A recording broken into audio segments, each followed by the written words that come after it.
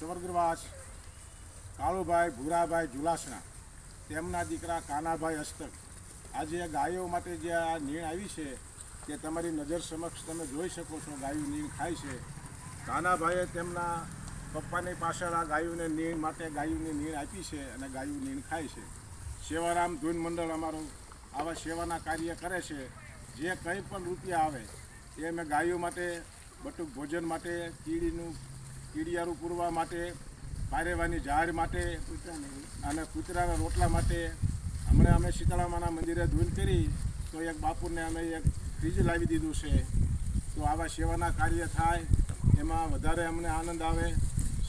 સર્વ ભાઈઓ આમાં જેમ બને એમ સહાય કરે, મદદ કરે, એમ આમ ધર્મના કાર્ય આગળ વધે તો અમને વધારે આનંદ આવે.